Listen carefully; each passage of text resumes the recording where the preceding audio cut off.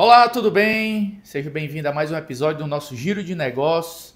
Hoje, convidado especial é o nosso amigo Felipe Kaysar. Tudo bem? Seja bem-vindo, Felipe. Fala, meu amigo Ítalo, prazer estar aqui com vocês, né? Tá sempre bom aqui estar compartilhando um pouco da nossa história, colaborando com o ecossistema de inovação e dos empresários, né? De negócios. É o que eu gosto muito de estar participando sempre.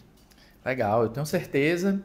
E hoje o Felipe vai falar um pouco da trajetória empresarial dele, compartilhar experiências, né? A gente vai conhecer a empresa dele, tá bom? E você que está sempre conosco, muito obrigado. Tudo é feito com muito carinho. Espero que você goste dos conteúdos que a gente vem postando, né? E que a gente vai fazer hoje, né, Felipe? Com certeza, vamos lá, estamos aqui para ajudar e o que eu puder colaborar aí com o crescimento de vocês, tamo junto. Beleza.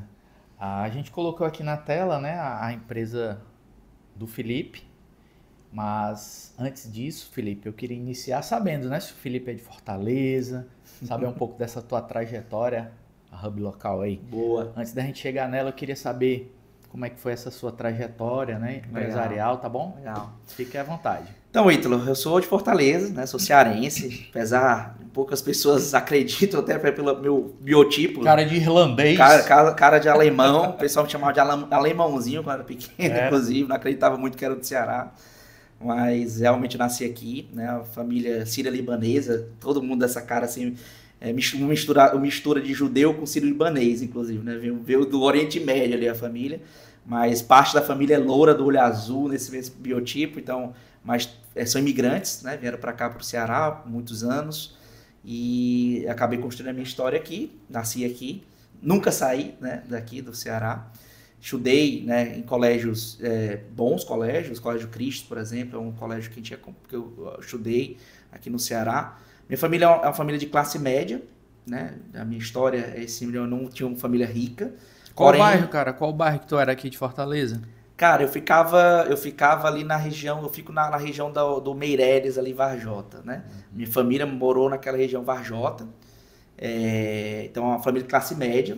Só que a história da família, né, aqui, ela iniciou com bastante tempo ali pelo meu avô.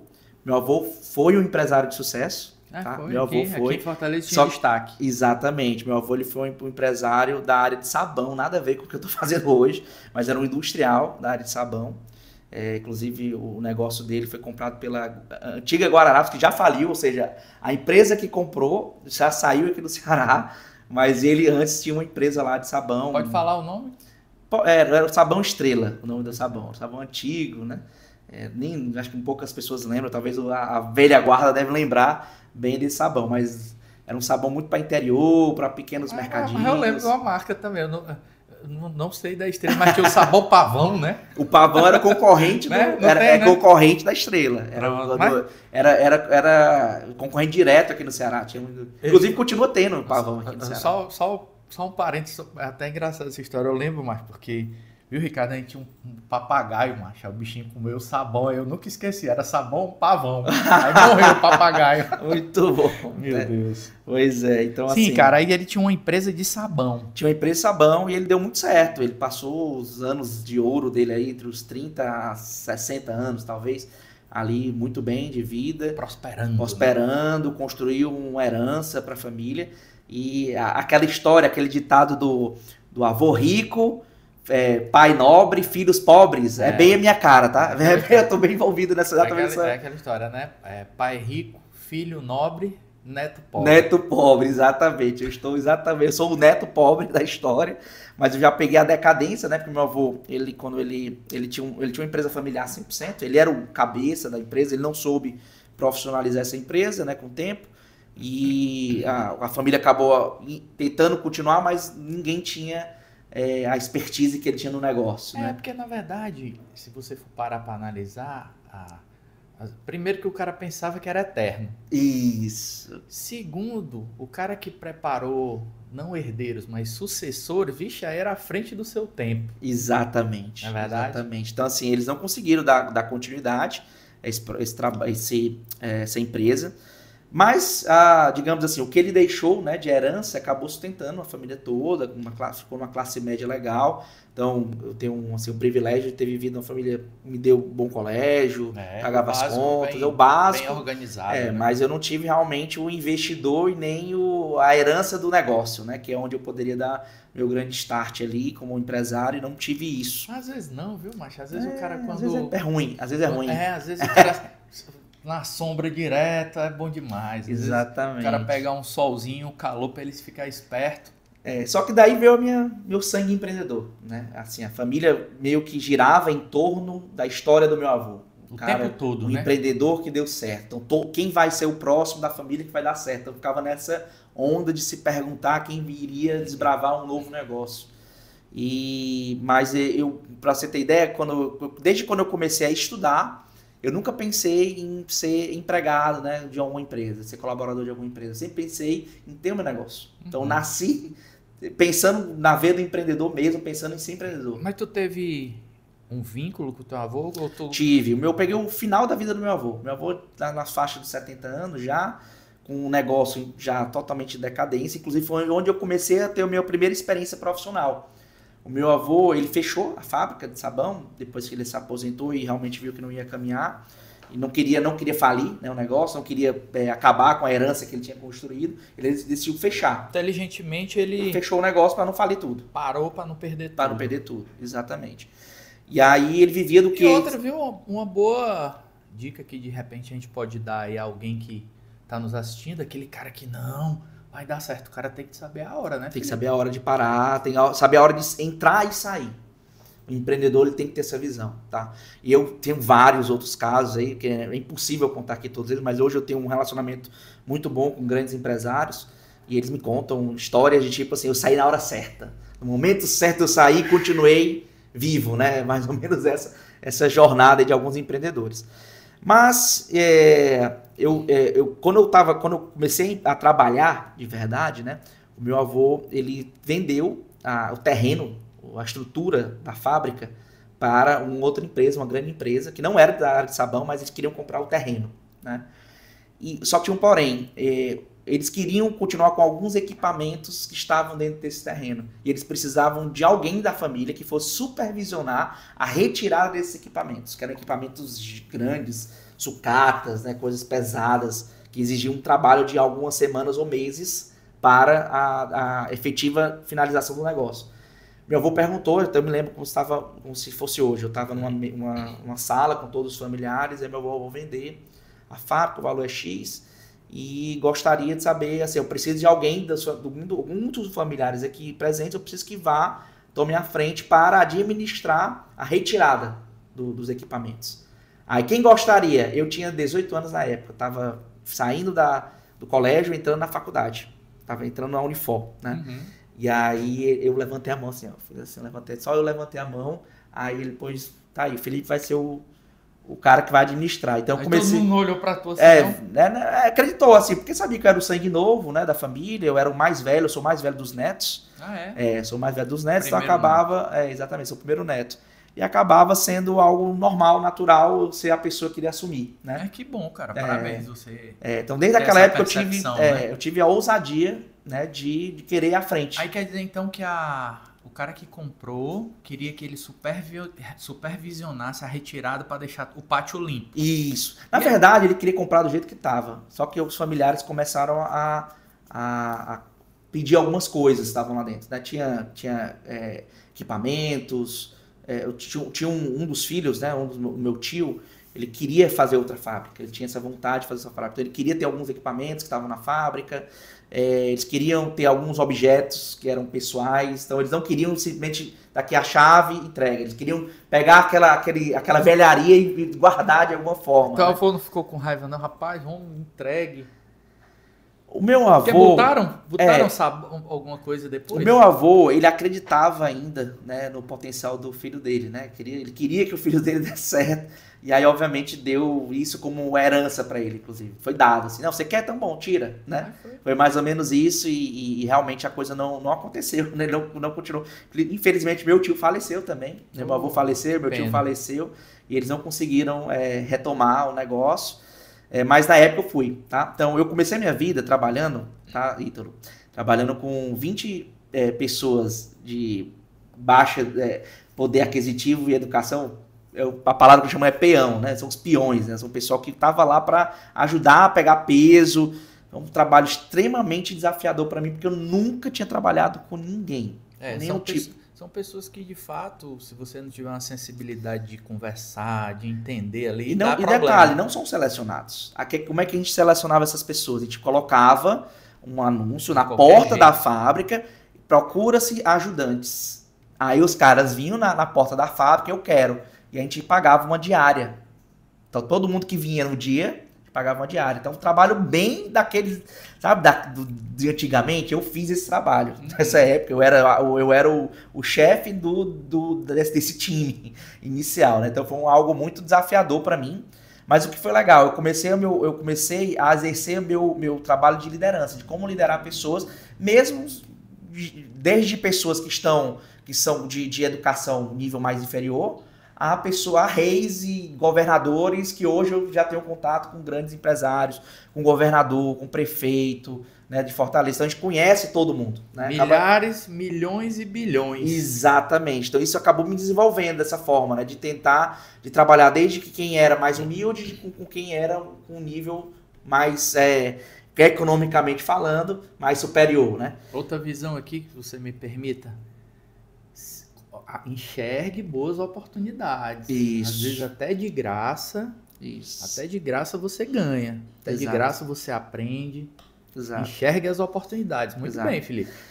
E aí, pronto, eu participei desse projeto, foi um projeto muito legal. Inclusive, de lá eu tive a característica que me disseram que eu mais tenho, né? Que assim, um familiar meio que acompanhando meu trabalho, ele chegou para mim e falou assim: o Felipe é esforçado. Eu nunca mais esqueci dessa palavra, esforçado, porque é um valor muito importante. Claro. Não só para o empresário, mas qualquer pessoa que quer ter sucesso na vida. Você tem que se esforçar e tem que ser constante. Não pode ser algo que você pare, tá? E apesar de ser, para mim, foi um tom meio jocoso, um familiar meio assim, pô... ele é esforçado. E ele não quis reconhecer o trabalho, ele queria esforçado. Não deu o braço a torcer, mas eu achei, né? muito legal e eu guardei, eu anotei essa palavra na minha vida, que é uma palavra que eu utilizo muito, de uma habilidade que eu tenho, de esforço, Parabéns, cara. De constância, né, principalmente. De lá, eu saí, eu comecei a pensar em empreender. Eu estava na faculdade, eu ainda não sabia o que eu queria empreender, né? Comecei a trabalhar primeiramente com os imóveis que o meu avô deixou. Meu avô deixou vários imóveis de aluguel, que dividia em vários familiares. Então não era um recurso imenso. Meu primeiro salário, eu me lembro que o meu primeiro salário foi R$700. Tá? Foi menos de salário mínimo assim, na época. E eu me lembro que eu morava com a minha mãe ainda, então eu gastei meu primeiro dinheirinho ali com um relógio, com alguma coisa do tipo. Eu me lembro bem, porque era tão pouquinho, porque foi uma coisa bem... Eu peguei meu salário e paguei uma coisa. Foi isso que eu fiz na época, né? Então eu comecei ali devagarzinho, com um salário bem baixo, abaixo do salário mínimo, mesmo tendo uma família, classe média, que tirava ali um recurso através de imóveis. Fiquei um tempo na Unifor, né? Iniciei na engenharia e terminei na administração. Tá? Então eu comecei a engenharia civil, porque fazia total sentido. Minha família tinha imóveis, terrenos, né? Que tinham sido dados de herança pelo meu avô, e eles pediram para eu ficar nesse mercado. Mas eu vi que não era minha praia. Minha praia era negócios, eu não gosto de nada que fique parado demais, né? Apesar que o engenheiro tem uma pegada assim um pouquinho mais dinâmica, mas ele tem que calcular muita matemática, muita física, e não era a minha pegada, né? E aí A administração, eu tenho certeza que tu se identificou mais, né? Pô, administração é minha praia. Que nem eu entrei, o golfinho entrou no mar, tipo isso, né? E também até os amigos, né? O ecossistema lá, amizade, a sintonia. Não só isso, conhecer muitas matérias distintas que se conectam para business, acho que é muito legal na parte de administração, apesar que a administração ainda, né, pelo menos na minha época, era bem tradicionalzona ainda, fazer um plano de negócios, como abrir uma empresa na junta comercial, então coisas do tipo assim acontecia. Eu lembro, viu, Felipe, eu sou um pouco mais velho do que você, o Ricardo aí deve ter acompanhado, o cara falava na minha época, rapaz, eu quero fazer a faculdade de administração. Aí o pai e a mãe da gente, né, os familiares assim mais tradicionais, rapaz, a gente não tem nem empresa, para que diabo é que tu vai fazer a administração? Tu pegou isso, Ricardo, também? Fazia muito também. Na minha família nem questionou muito não, porque querendo ou não, vinha da veia empreendedora, né? Então fazia total sentido. Negócio. No teu caso, né? Mas de repente o cara que não tinha... Mas eles queriam duas matérias, era ou engenharia ou direito. Eles queriam, porque eu acho que tem tudo a ver com os negócios que a gente tem aqui, que podem ser... Você pode expandir em cima do negócio. Mas, cara, eu vendo o que aconteceu com meu avô e com a minha família, eu decidi vir para um caminho meu. Que bom. Naquele momento eu falei, não quero viver de herança, não quero viver expandindo um negócio que outro deixou. Que vier é lucro. Na verdade, tu também deve ter tido a percepção de falhas que aconteceram, né? Comecei a perceber, assim, que... Coisas que a herança traz que às vezes nem é benéfico. Exatamente. Então, eu comecei a botar na minha cabeça que eu quero fazer o meu. Legal. E o meu avô, antes, eu tive um período, assim, de 5 anos, mais ou menos, vivenciando mais próximo. Meu avô era um homem difícil, né? Aquele tipo empresário afastado. Mas, de vez em quando, eu tinha uma conversa, só eu e ele, assim, né? E ele me deu muitas dicas a respeito de negócio, vai fazer o teu, né? Me deu dicas a respeito de como se portar como empreendedor, empresário, como se portar como líder também. Algumas coisas eu peguei, né? Obviamente ele já estava velho, já estava no final de vida e já tinha ligado, já estou aposentado, não quero mais saber de nada. Mas a sabedoria... Mas eu aprendi algumas coisas. Então eu já vinha com algumas ideias, né, encucadas do que eu queria fazer. Eu queria ter um negócio meu, botei isso na cabeça. Fiz administração de empresas. 2010, estava no meio da administração de empresas. Eu comecei em 2007. Administração de empresa. Então estava 2010 ali, desculpa, eu entrei na faculdade em 2007, mas aí depois, 2 anos eu passei na engenharia, depois eu fui para administração de empresa. 2010 um amigo me apresenta o Google Maps, Street View também. Na época não existia no mercado, era uma super novidade. Eu olhei para aquilo, eu fiquei assim, parecendo aquele menino que acabou de descobrir o fogo. Incrível. E não tinha nem smartphone. Vocês lembram que não existia smartphone? Eu lembro. Já existiu uma vida sem smartphone. A gente tinha um tijolinho, assim, um negócio. Então, assim, o meu amigo estava começando a entrar o BlackBerry, né, naquela época. Então, começou a se difundir o que viria a ser o smartphone. Ele mostrou no celular dele, mais de melhor geração, o Google Maps no celular dele. Né, o Google Maps e o Street View. Eu olhei para aquilo, meu irmão. Incrível. Comecei a pensar 1000 coisas que daria para fazer com isso. Comecei a pensar cara... Tu lembra quem foi esse amigo que deu o estralo? Lembro. É um amigo que, inclusive, ele trabalhava no digital, que é o Carlos Prata, um amigo querido, né? Que ele até hoje é meu amigo, inclusive. E ele estava trabalhando no digital e eu me inspirava muito nele, porque eu via alguns trabalhos deles bem interessantes. Ele foi um dos primeiros a fazer a primeira web rádio. Ele foi um dos primeiros web rádios do Brasil, assim. O cara era iRádio, do nome do negócio dele. E eu achava interessantíssimo, porque via um potencial de negócio, mas ele não virou um negócio. Ele ficou meio que aquela rádio independente, que não tem patrocinador, que não tem nada. Né? Ficou um negócio bem... Eu conhecia também um rapaz que Jader. Ele tinha um canal forró, eu também achava legal. Pois é, então me inspirava o jeito dele. Na rádiozinha web. E ele estava investindo exatamente nisso. Ele estava num negócio digital, ele estava ajudando a colocar a empresa já na primeira leva do streaming, né? Ali de rádio, ele estava ajudando a colocar empresas nesse perfil para rádio online, para streaming. Tinha um negócio que dava um sustento para ele, inclusive, e ele me inspirava. Eu falava, pô, legal o trabalho digital, gostaria de ter uma empresa no digital. Aí, meu feeling era esse. Mas quando ele me apresentou o Google Maps e o Street View, que era super novidade no Brasil, oficialmente eles foram lançados em 2007 pelo Google, tá? Então passou 3 anos aí percorrendo o mundo, principalmente nos Estados Unidos, para se difundir. Chegou no Brasil oficialmente em 2010, inclusive eu me lembro que era o Street View, ele chegou nos carros da Fiat. Um carro, não esqueci qual é o nome daquele carro, um carro meio quadrado, não era um Uno. O carro era o Fiat Stilo, tá? Que inclusive o Google botou uma foto lá com o carro que eles estavam entrando, com as câmeras acima do carro, né? Um negócio bem futurístico. O carro já era bem moderno na época.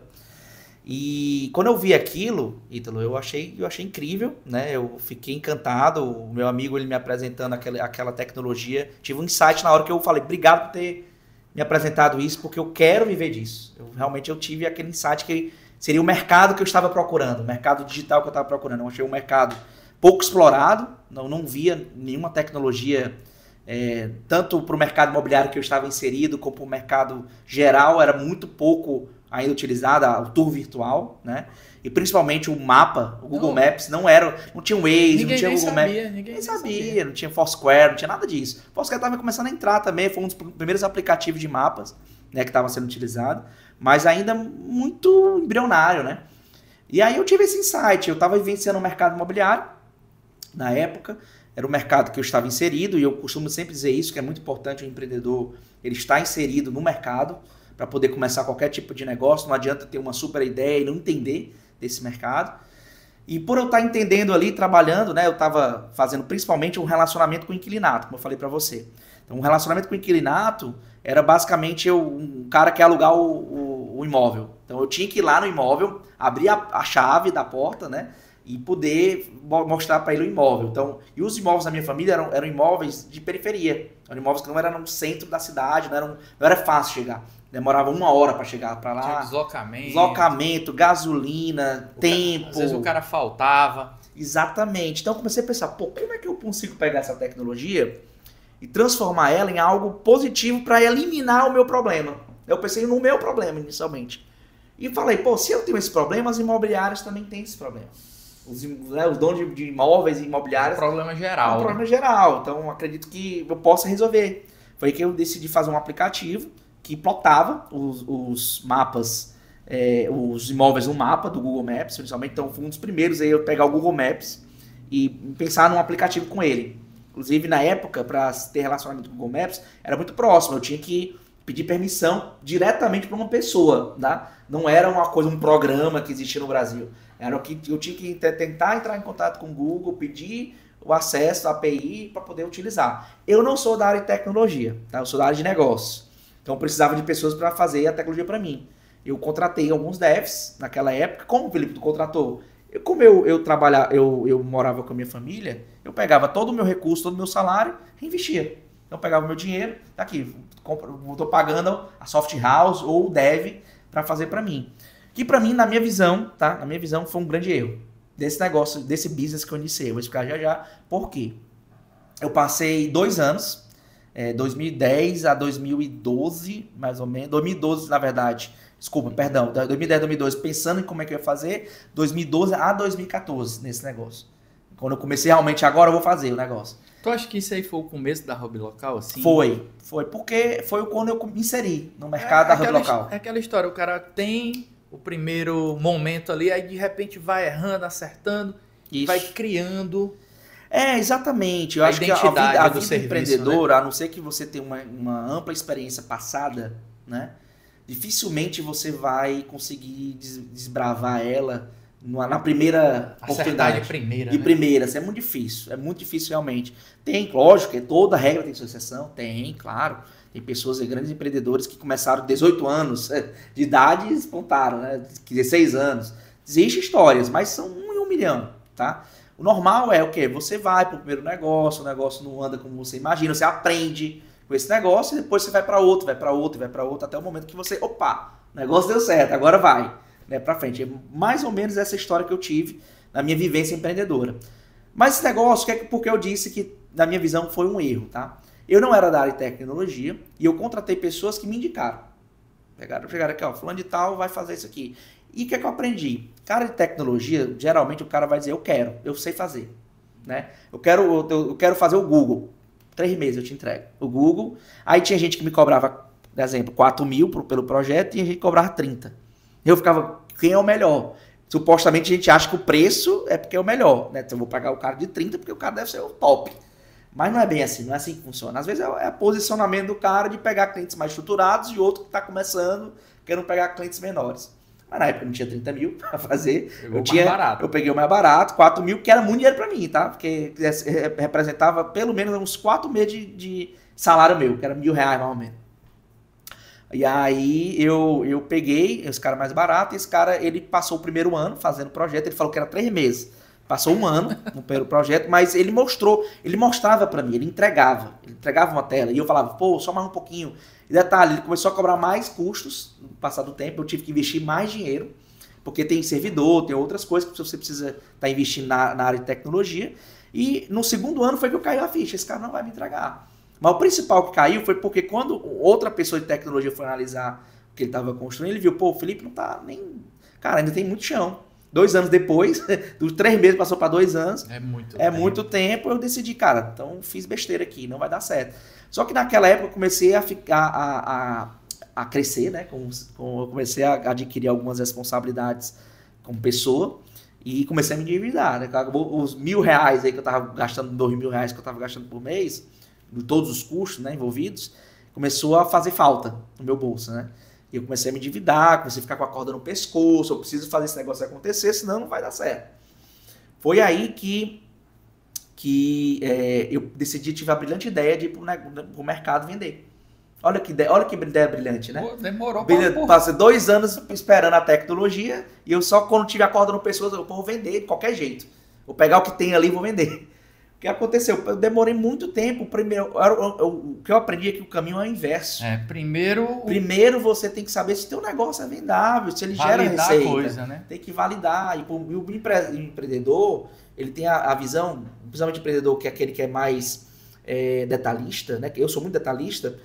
Eu pensava, pô, meu produto tem que estar perfeito para eu vender. Eu tenho que estar com a caneca bonitinha da Giro aqui para ir lá no mercado fazer a venda, tá? Então eu tinha essa visão. E eu passei 2 anos, me endividei, passei esse tempo todo. Quando eu fui pro mercado, o pessoal gostava da ideia, tá? Fui pros principais imobiliários aqui do do nosso estado, bati na porta, eu sempre fui muito ousado, né?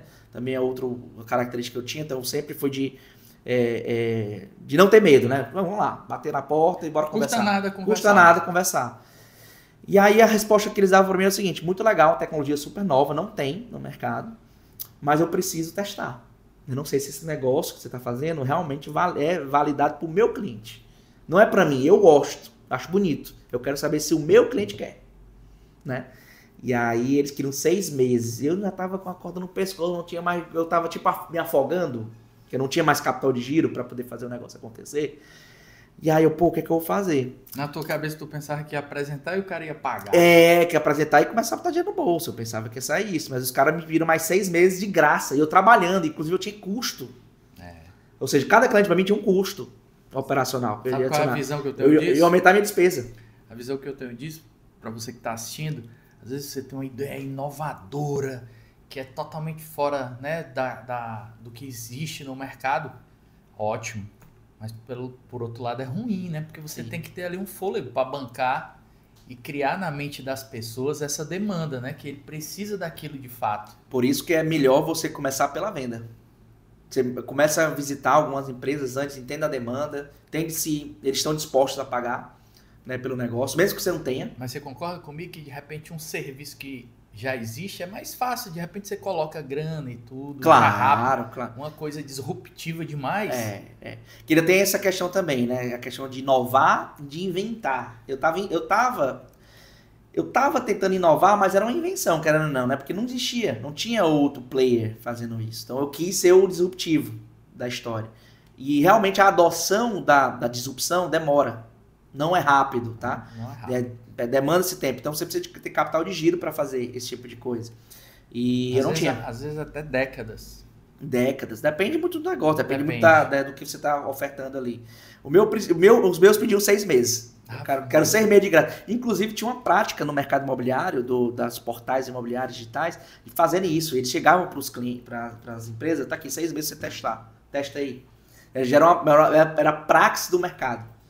Então eles queriam fazer a praxe do mercado com o meu produto, que era diferente dos concorrentes, mas era praxe. Cara, você está inserindo no mercado, você tem que se adequar ao mercado, não o mercado tem que se adequar a você. Acontece muito isso, tá?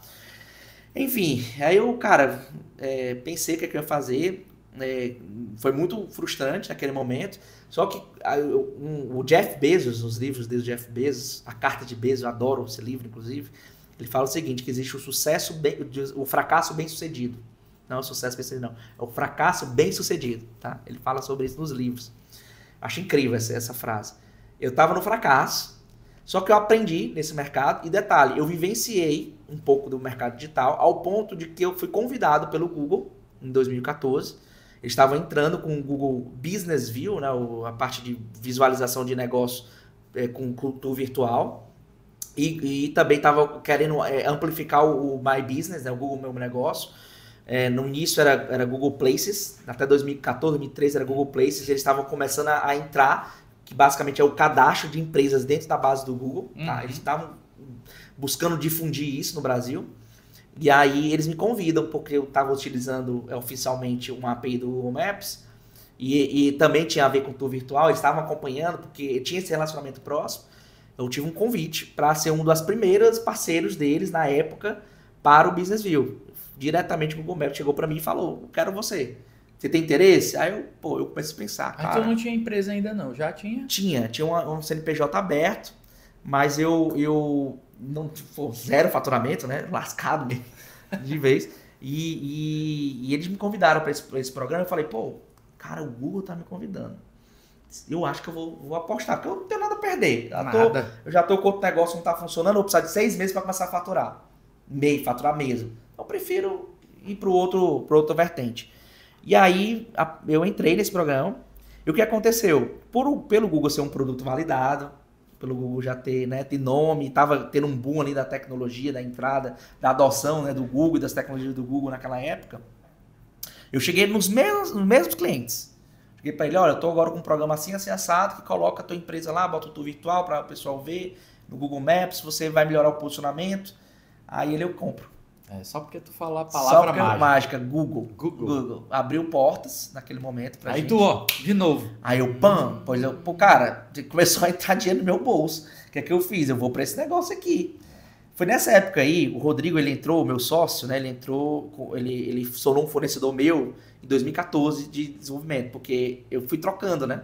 Porque eu vi que o cara tava entregando, eu fui trocando, e o Rodrigo, ele foi o cara que me entregou. Ele entregou a plataforma. A plataforma inicial, que demorou 2 anos, foi o cara que finalizou, fechou a porta aqui, tá entregue o projeto.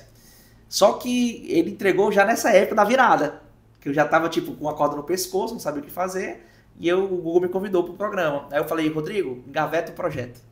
O Rodrigo Cospa, meu sócio. O serviço é esse aqui, ó, deixa eu te mostrar. Cara, eu vou mudar completamente o rumo, e você vai engavetar o projeto, e ele como assim, Felipe? Tu gastou teu dinheiro, teu tempo, tu vai parar o teu projeto. Inclusive, ele estava começando a soft house dele, a agência dele, e ele pensou que ia perder um cliente. E aí ele foi para cima para entender melhor o que estava acontecendo, né? E aí eu falei, olha, Rodrigo, é porque eu fui convidado no programa do Google, ele, interessante e tal, quero ser teu sócio. Ele gostou, a gente teve uma amizade legal, ele me entregou o projeto, eu paguei ele, que é importante, né? Esse relacionamento saudável entre as pessoas para poder formar outros negócios. E foi exatamente o que aconteceu. Eu paguei ele me entregou, ficamos amigos e ele me gostou do projeto. Ele falou, quero ser teu sócio. E eu já tinha essa ideia que eu precisava de alguém de tecnologia comigo, né? Eu já estava começando a ter esse feeling. Me enrolaram muito, passei muito tempo achando que ia dar certo, não deu certo. Ele entregou, né? Ele entregou, ele adquiriu um processo de confiança entre nós. Eu não sei se você sabe, mas eu tive um contato com o Rodrigo em 2006, ó. O cara... Ele foi meu professor de uma empresa muito bem conceituada, que era da Adobe, as coisas da Adobe. Tu sabe disso, né? Sim, que ele foi professor, né? Eu brinco com ele que ele é jurássico. É dinossauro da tecnologia aqui do Aí Ceará. depois ele foi da TV, né? Da TV Verdes Mares. Aí eu reencontrei o... É um cara que andou muito, foi mais de 20 anos. O Rodrigo, aí eu encontrei ele na TV Verdes Mares, né? Ele passou por grandes multinacionais, né? A TV Verdes Mares, a Enel. Né? Ele sempre foi, assim, rodou bastante até aprender. Competência. Muita competência. Cara, quando a gente começou... Um abraço, Rodrigo. Quando a gente começou esse projeto, inicialmente foi legal, foi muito bom.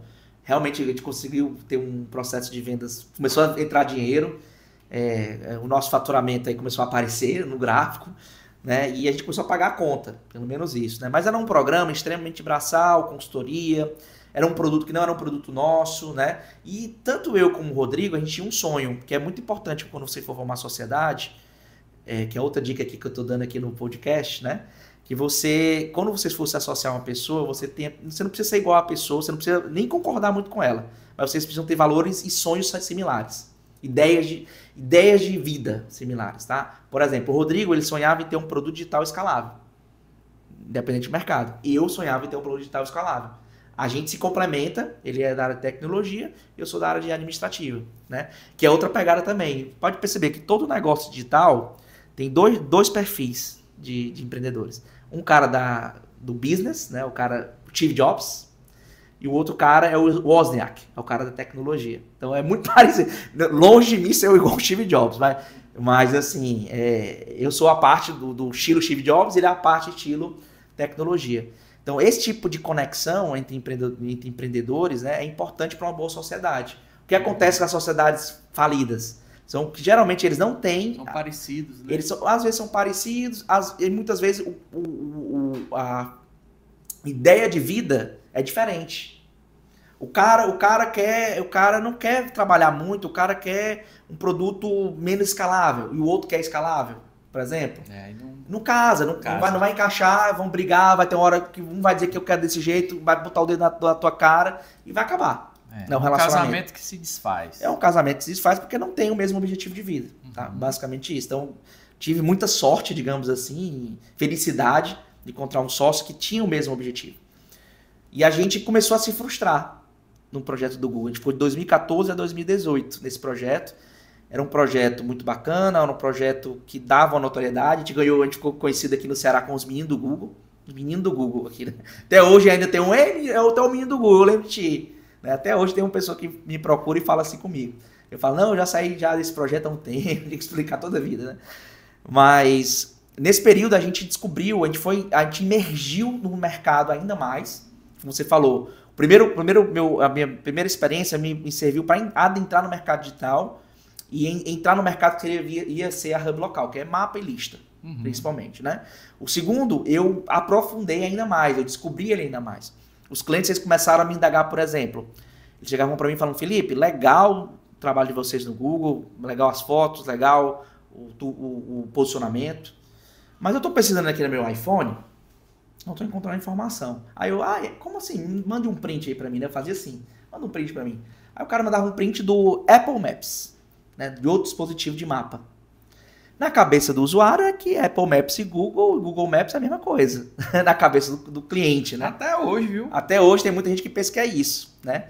Então muita gente fica nesse impasse. Eu ficava explicando toda a vida, eu tinha que tecnicamente explicar que o Apple Maps não se conectava com o Google, não tinha nada a ver. Geralmente, Apple, Google, nada a ver. Né? Geralmente o empresário, né? Acho que 98% é iPhone. Exatamente. E começou vários clientes. O teu cliente era iPhone. Tava com, na época, uns 30 clientes na carteira, 40 clientes, negócios assim na carteira. E eles me pagavam não recorrente, mas porque o produto não era muito recorrente, mas eles me pagavam. Sempre que precisavam, eles estavam nos contratando para alguma coisa, assim. Acabou de a mais, né? Adquiriam uma confiança na gente ali. E eu escutei isso e eu ficava falando, não atenda, é Apple, Google, nada a ver. E o WhatsApp começou a ficar difundido, começou a entrar no mercado. Teve uma época que a gente não tinha WhatsApp, não lembro disso, mas eu lembro dessa informação. Não tinha, a gente não vivia sem WhatsApp. E o WhatsApp começou a estourar em 2015 ali. E lá o WhatsApp ele tinha uma área de localização também. E eles me indagavam, por que meu negócio não está sendo encontrado no local aqui do WhatsApp, Felipe? Eu estou te pagando para quê? Aí eu tinha que explicar que o WhatsApp vem da base do Facebook, né, o Facebook Places, e do Foursquare, que ele trabalhava com duas bases distintas do Google, que não se conectava com o Google. Eu vendo aquilo, né, e a gente já frustrado, um pouco frustrado com o negócio que a gente estava trabalhando, o Rodrigo ele começou a pensar em desistir. Em 2018 ali ele começou a pensar, Felipe, eu não tô querendo mais, acho que já deu para nós, bora desistir do projeto. Ele estava trabalhando ele continuou na agência dele, né, em part-time ali, me ajudando. E eu tinha o meu negócio da minha família, mas não era o meu sonho e eu estava muito mais focado nesse outro negócio. Eu falei pro Rodrigo, cara, eu entendo a tua frustração, mas, cara, tem uma coisa aqui que é legal. Eu sempre fui o visionário dos dois, eu fui o visionário do produto. Tem uma coisa aqui que é legal a gente tá fazendo. Os clientes estão indagando que não estão sendo encontrados no Apple Maps, não estão sendo encontrados no WhatsApp, em outros dispositivos. Cara, se a gente pensasse em alguma solução que resolvesse esse problema, tu acha que não seria legal? O Rodrigo já meio desgostou, falou, cara, é legal, bacana, e uma das coisas que eu acho legal, que os clientes adoram da gente, é o posicionamento, e eu acho que faz sentido pro posicionamento esse produto, mas eu não sei, Felipe, eu tô cansado, eu tô ganhando um dinheiro legal ali na minha agência, eu tô querendo continuar. Aí eu falei, cara, bora. Aí o Google, nesse período, eles nos convida para um Summit, Google Maps Summit, tá? No Vale do Silício. foi no Googleplex, lá diretamente no Googleplex. Fala para quem não sabe o que é o Vale do Silício aí. Cara, o Vale do Silício é o grande ambiente de ecossistema de inovação, o maior do mundo, tá? O maior espaço de inovação e tecnologia do mundo. As maiores empresas do mundo estão lá ou nasceram lá. Tá? Ou nasceram lá.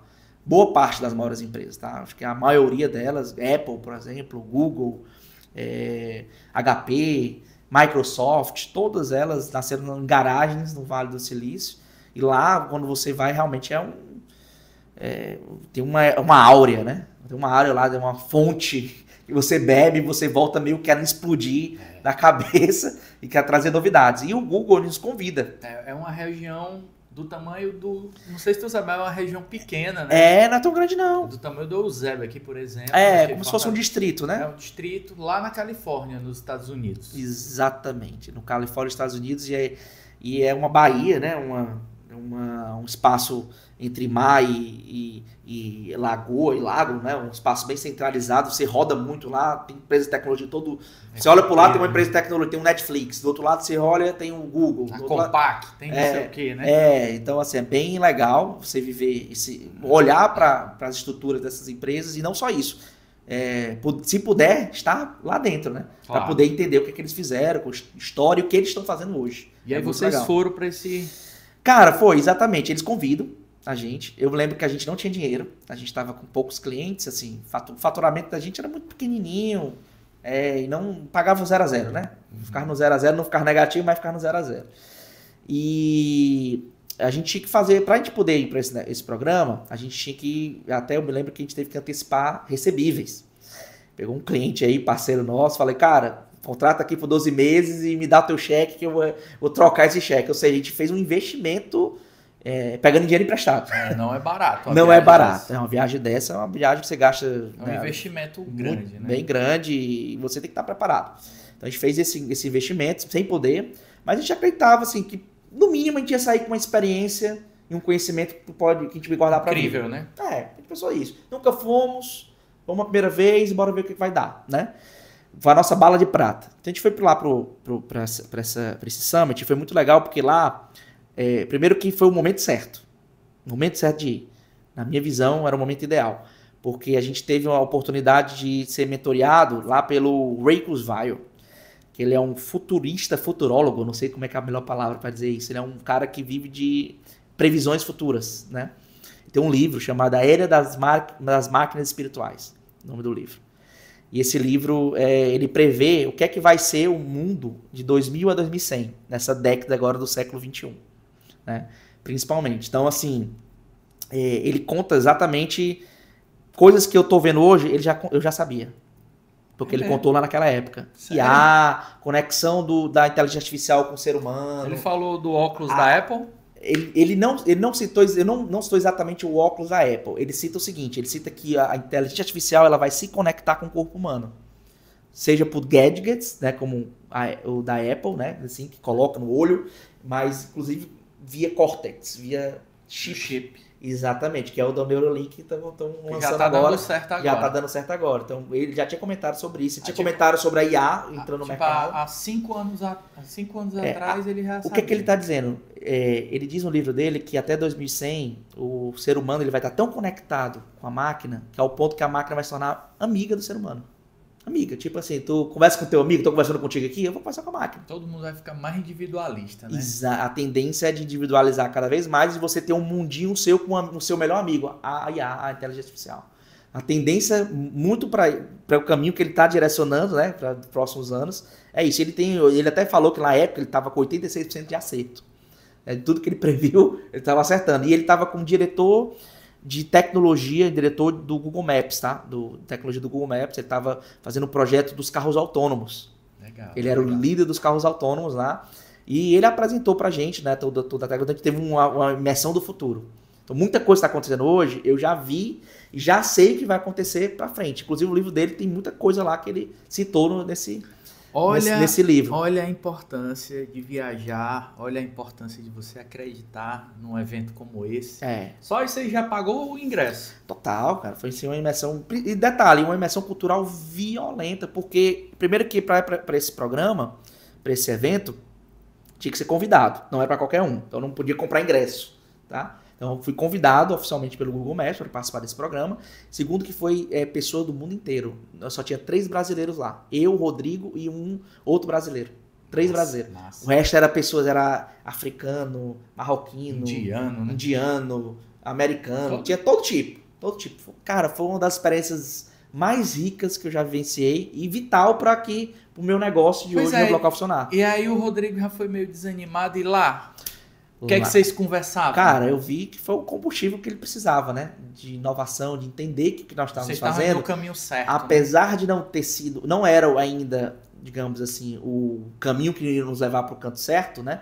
Mas estava no caminho. Não estava ainda, a gente não estava exatamente no caminho certo, tá? A gente estava, digamos assim, no início do caminho que a gente precisava para fazer o negócio acontecer. E aí a gente, quando estava lá no estudo, lá no Vale do Silício, nos apresenta um estudo dizendo que aquele problema que meus clientes estavam é um problema global, de não ser encontrado em múltiplos dispositivos. Apareceu um estudo do Boston Consulting Group em parceria com o Google que dizia que 98% das empresas não eram encontrados em múltiplos dispositivos. Ou seja, então lá tu encontrou o problema validado. A teoria, né? A ciência por trás do problema. Eu encontrei. Então, eu peguei o problema que eu escutava dos clientes, vi esse estudo, inclusive, indicava como resolver o problema. Então, ele chegava para mim dizendo assim, olha, falta uma tecnologia que faça assim, que faça uma conexão integrada de múltiplas plataformas. Eu peguei o estudo, vou fazer um plano de negócio sempre desse estudo aqui. Porque ele estava dizendo um problema global e como resolver o problema. É isso que ele estava entregando direto da fonte da Vale do Silício. Eu me lembro que a gente pegou um carro de Los Angeles para São Francisco, que na época era mais barato, tá? Pegar um voo para Los Angeles era mais barato do que ir diretamente para São Francisco. E era mais barato, inclusive, até alugar um carro. Alugar o carro, porque era mais barato ainda. E aí a gente alugou o carro, pegamos aquela highway que vai para São Francisco, que também é incrível. Eu sei fazer esse tipo de percurso. É legal. E aí, na ida, a gente foi dizendo o que a gente tinha errado. O que a gente pode fazer para melhorar. Vocês dois conversando, batendo papo, abrindo o coração, abrindo o kimono, né? Digamos isso. Basicamente isso. E na volta, a gente foi dizendo o que a gente ia fazer. Com quem a gente tinha escutado. Né? Plano de negócio. Plano de negócio da Hub Local nasceu numa volta de São Francisco para Los Angeles. Aí voltamos. Não era esse nome? Não era, na época era Adicione Seu Negócio, tinha nada a ver. Quando a gente voltou para o Brasil, a gente precisava de um nome. O Rodrigo queria um nome brasileiro. Né? E eu queria um nome mais internacional, porque eu pensava em internacionalizar o negócio. Eu era mais visionário. O Rodrigo, querendo botar o meu pé no chão, falou, Felipe, bora começar com um nome brasileiro? Porque, cara, vamos primeiro vender aqui, né? Vamos primeiro dar um jeito aqui. E o nome era horrível, mas era um nome que a gente queria casar um pouco com o nome do próprio Google Meu Negócio. A ideia era essa, inicialmente, né? Google Meu Negócio, Adicione Seu Negócio. Mas no foco não era só Google Meu Negócio, era múltiplos dispositivos. Ao invés de ser só Google Meu Negócio, ou o Google em si, a gente queria fazer uma plataforma, uma ferramenta que integrava todos os dispositivos para fazer o negócio ser encontrado. Em todos eles. Então, para aquele questionamento que o meu cliente estava trazendo para mim, eu resolvi o problema. De uma vez só. Me contratou, está resolvido. É basicamente isso. Só que ao invés, mesmo eu tendo um dev, que o Rodrigo é um dev sênior, e ao invés da gente chegar e investir tempo com tecnologia, o que eu fiz? Eu peguei o meu PowerPoint, que eu vendi o Google, eu comecei a botar outras marquinhas ao redor, botei um hub, né, centralizando tudo num só canto, e fui para os mesmos clientes que eu estava vendendo a ideia. Olha, eu estou trazendo uma ideia, eu acabei de voltar do Vale do Silício, isso aqui é minha ideia, meu projeto, gostaria de você me dissesse que isso faz sentido para o negócio. Todo mundo queria, eu quero pagar agora, nota fiscal. O problema não é dinheiro, né, cara? O problema é a solução. Exatamente, eu quero pagar agora. Quando eu olhei isso, Rodrigo, bingo, acertamos na veia, o negócio para mim faz sentido. Só que mesmo assim a gente ficou na dúvida. Será que é porque a gente já tem relacionamento com esse cliente? Será que se a gente fosse atrás de novos clientes, ou testasse uma massa de clientes maior, a gente vai conseguir ter uma adentração? O que nós fizemos? No início, a gente começou a fazer parceria com coachings, né, eventos de empresários, né, indicação inclusive de um cliente, falou, Felipe, tu quer vender para empresário? Tu tem que estar perto de empresário, né? Essa tem que fazer. Então tu tem que entrar nas associações, né, que hoje eu estou associado a várias, ir para os eventos que falam sobre negócios, e aí eu comecei a fazer parceria com algum deles. Eu tive a oportunidade de alguns coachings aí bem renomados no mercado cearense, deles acreditarem no meu projeto, na nossa ideia. Eu continuei usando um pouquinho do Google, ainda que eu tinha ainda tinha esse know-how, né, esse prestígio, entrada, né? Esse prestígio, essa entrada. E aí os caras falavam assim, Felipe, tudo bem, a gente divide aqui uma comissão, né, um valor, você faz um pitch de 2, 3 minutos do que você quiser fazer. Qual era o meu pitch? Eu vendia pergunta retórica. Eu não tinha tempo para explicar o que eu ia fazer. Eu tinha que explicar o que eu ia resolver na vida.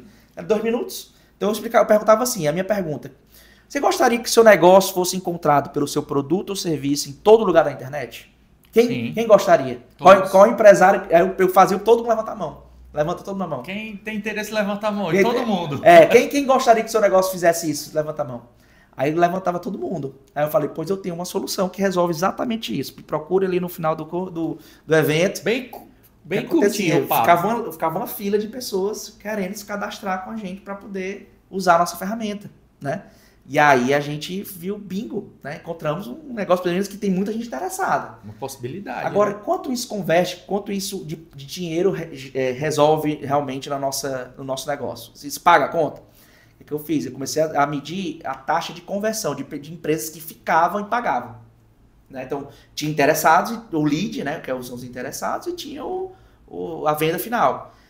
Tivemos uma 50% de conversão. Muito alta. Muito legal. Muito legal. Comecei a fazer uma conta de padeiro de pão, assim, olhando assim, papel de pão, né? Paga a conta. Tá gerando aqui um resultado que eu posso, inclusive, contratar mais colaboradores, começar a formar empresa. O nome é muito bom, cara. Hub Local. A Hub Local, o nome dela veio quando a gente, de fato, começou a pensar em captar investimento. A gente começou a pensar, a gente tem um negócio, temos um business, precisamos fazer a plataforma, Rodrigo.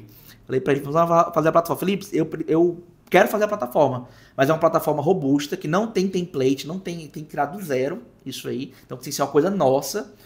E, cara, para eu fazer sozinho, isso aí vai durar anos. Então eu preciso de mais devs, eu preciso formar um time. Precisamos de dinheiro. E nosso faturamento começou a ficar assim, ó. Começou a ter uma exponencialidade em cima do faturamento. A gente viu que tínhamos um negócio crescente. Vamos atrás de quê? De investidor. Primeira percepção de investimento que a gente queria ter era a seguinte: vamos procurar empresário rico. Vamos para empresário rico, empresário que tem dinheiro. Batemos alguns empresários maravilhosos aqui no estado do Ceará que infelizmente não investiam no modelo de negócio que a gente tinha, que era o modelo de startup, né? O modelo que a gente não vende lucro e dividendo. A gente não dá garantias, né? A gente não dá para eles assim, ó, tu vai investir tanto, amanhã tu tá tirando tanto. Não é assim que funciona. A gente vende equity. Tá vendendo parte do nosso negócio para que no futuro valorize e ele no futuro seja reembolsado com um fundo de investimento ou com uma empresa que compre, né, o nosso negócio. Então esse era o formato. A gente não tinha essa noção na época. Conhecemos o pessoal da Cordel Ventures que nos apresentou esse ecossistema e disse pra gente que era bom a gente mudar de nome. Era interessante. O próprio Google também começou a se incomodar. Incrível que pareça, o trademark do Google não gostou do nosso nome. Como era o nome mesmo? Repete. É Trademark. O nome da empresa ficou Trademark? Trademark. O nome da empresa que vocês tinham colocado, que o Rodrigo... Não, era adição do seu negócio. Só que aí o Google ele tem um setor chamado Trademark. O que é Trademark? É o setor de marca, né? De marca e patentes do Google. Eles acionaram a gente via notificação, dizendo que o nosso nome estava muito parecido com o Google Meu Negócio. A gente precisava mudar de nome e a gente, obviamente, ser parceiro deles. Qual era o nome? Adicione seu negócio, o nome inicial. E aí a gente, por ser parceiro, a gente falou, vamos mudar, claro, né? Papai Google tá pedindo, temos que mudar esse nome. Total. Urgente. Brigar com um homem desse? Exatamente. Aí a gente fez um brainstorm, aí eu falei, Rodrigo, agora o meu nome internacional vai vir. Eu falei, agora é minha vez. Agora é minha vez. O seu primeiro aí deu problema com o Google. O meu agora vai ser o novo.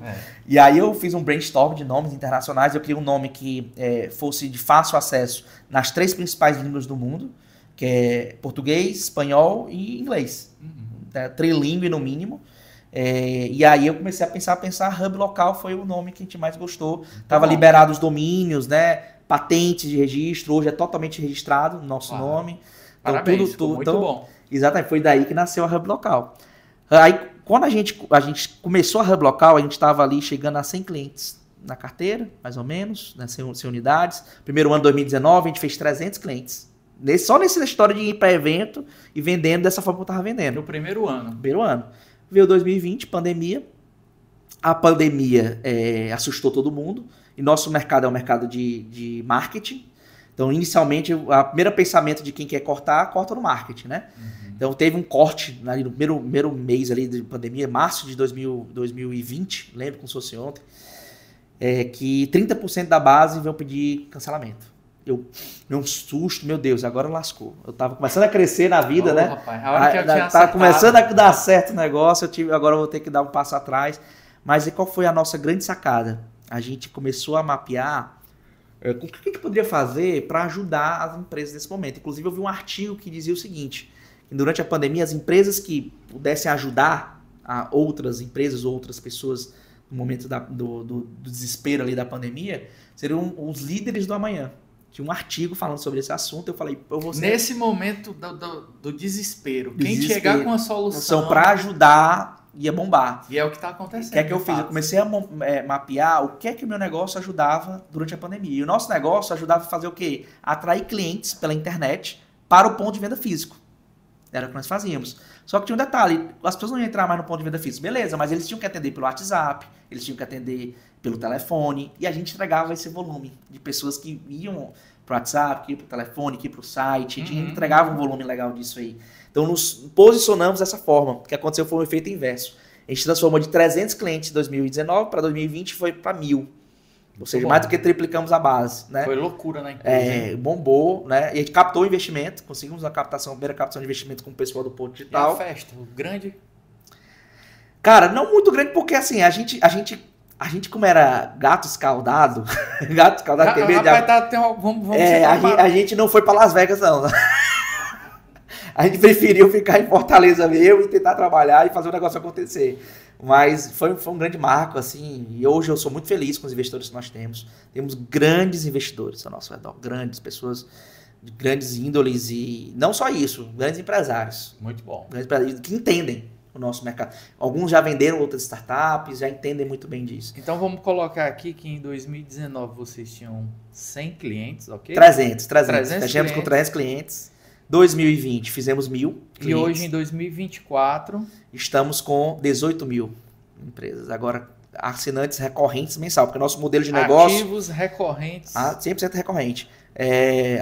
Nosso modelo de negócio é B2B, a gente trabalha com negócios que têm um ponto de venda físico ou presença física, queiram atender na sua região, e a gente tem uma plataforma que a gente entra com login e senha, ele coloca os dados de localização do negócio dele, que cada local é uma fanpage para esses mapas e listas, cada um tem seus dados específicos, como horário de funcionamento, como nome, telefone, né, coisas do tipo, e ele coloca esses dados, automaticamente a plataforma ele verifica se esse negócio está sendo encontrado nesses múltiplos dispositivos, e aí ele propõe corrigir, resolver o problema. Você clica um botão, ele envia esses dados de forma automatizada. E detalhe, ele envia de forma otimizada, porque o mais importante não é ser encontrado pelo nome, mas ser pelo produto, serviço, segmento, de forma natural. É uma ferramenta que aumenta a reputação online das empresas de forma automática. Tá? Temos uma IA, que ele fica o tempo todo informando para o cliente o que ele tem que fazer no dia a dia para melhorar ainda mais essa reputação. Eu costumo dizer que o nosso trabalho é muito similar a uma academia personal trainer ali, né?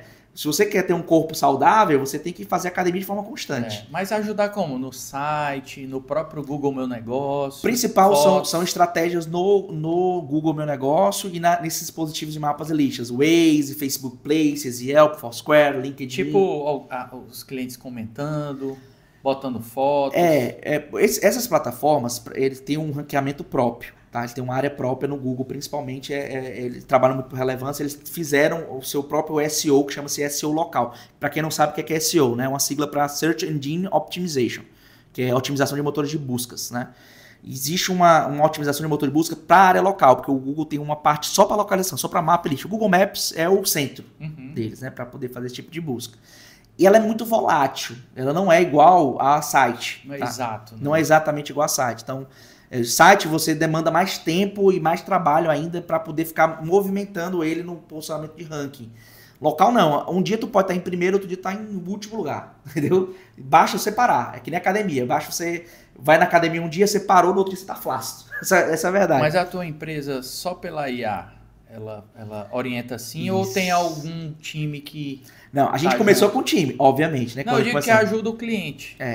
Inicialmente nós começamos com um time, né, fazendo pelo cliente, aí com o tempo que a plataforma foi ficando madura, hoje ela está, né, 100% operante, hoje ela utiliza a IA e o nosso time ele fica dando um suporte reativo, que é o suporte reativo, é quando o cliente ele não está sabendo usar, exatamente, não está sabendo utilizar, então ou a gente tempo. A gente tem um time de CS que acompanha os dados, os resultados do cliente, ele fica indicando, olha, estou vendo que você não está fazendo o trabalho. A nossa IA está conversando com você, responda lá, IA, né? Vai lá, aperta, clica o botão. Basicamente isso o nosso time fica fazendo, ajudando os clientes hoje em dia, né? Muito na experiência automatizada. Você que está assistindo, eu vou colocar na descrição desse vídeo, tá? O Instagram do Felipe, vou colocar o site da empresa para você ver como é que funciona, como é, tá bom?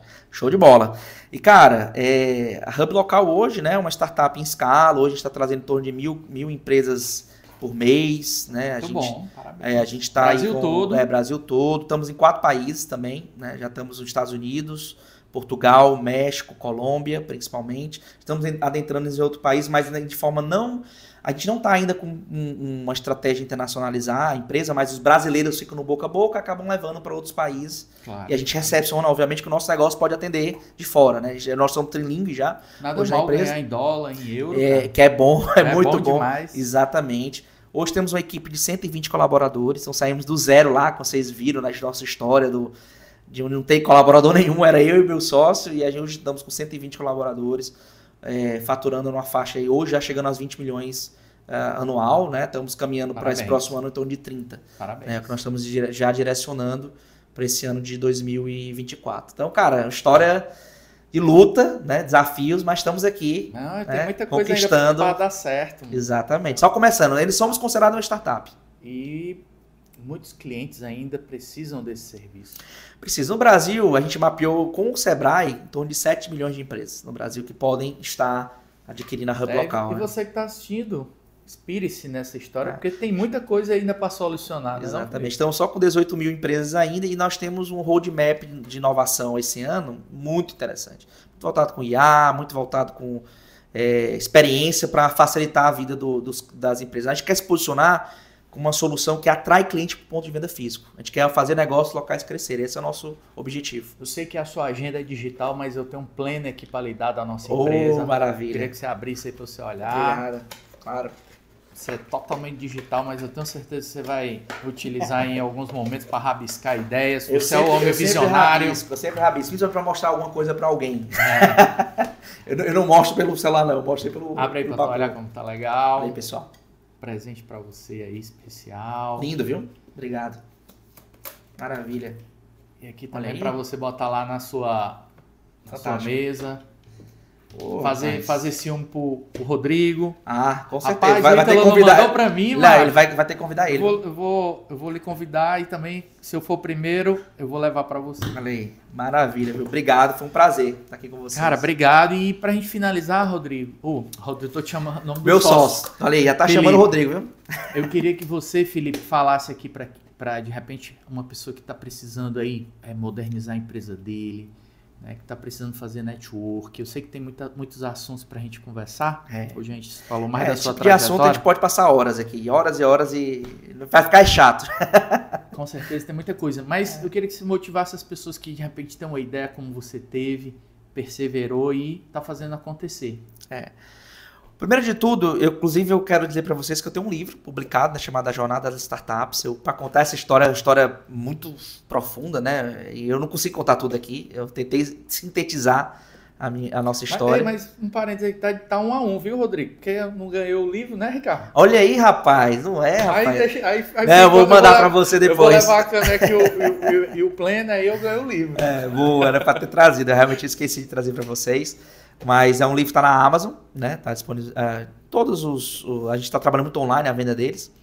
E nesse livro eu comento dou algumas dicas de como nós iniciamos e que eu acredito que se eu voltasse para o estágio zero, como eu estava, eu faria novamente, tá? Tendo dinheiro ou não. Inclusive, hoje eu mentorio muitas startups no Brasil e no mundo. Eu procuro o nosso case da Hub, né? Visitam e a gente está sempre indicando para algumas pessoas. Cara, primeiro ponto, você tem que vivenciar o mercado. Você não pode ter ideias mirabolantes, tá? Esse negócio de ideia mirabolante, ideia que eu acordei e no outro dia eu quero montar o iFood, por exemplo, né? Não vai acontecer. Você tem que vivenciar esse mercado e entender uma dor clara, tá? Inclusive, nem o iFood, ele foi criado do zero e teve sucesso no outro dia. Estou dando um exemplo aqui porque eu conheço alguns empreendedores do iFood, né? Que eles contaram já para minha história. Foram uma história de muitos anos vivenciando esse mercado. Alinhando o tempo todo. Então tem que vivenciar. Eu gosto muito de entender o seguinte, nessa vivência você vai ter muito desafio. Você vai ter altos e baixos, né? Então persistir é muito importante, mas não insistir. É outra palavra que eu gosto muito de frisar aqui. A diferença entre persistência e insistência. Persistir, você tem que fazer algo novo. Você não vai desistir, mas você tem que trazer alguma novidade. Porque não adianta você ficar fazendo a mesma coisa e não dando certo. Isso é insistir. Isso é insistir. Insistir é quando eu quero do meu jeito, eu quero daquele jeito e não tá dando certo, mas eu continuo. Vai ter uma hora que você vai morrer. No mundo dos negócios. Vai ter uma hora que você vai parar, você vai cansar. Você não vai aguentar mais. Então, um dos fatores que me fez chegar até aqui foi essa persistência de buscar algo novo o tempo todo, né? Então, isso é muito importante para o empreendedor de sucesso. E por último, cara, entender que é mais importante inovar no modelo de negócio do que inovar na tecnologia ou na inovação disruptiva, tá? Uma coisa que eu aprendi depois de errar lá no meu primeiro negócio, depois de conviver muitos anos empreendendo. O modelo de negócio, o que é o modelo de negócio? Como você entra no mercado, como você vende o teu produto.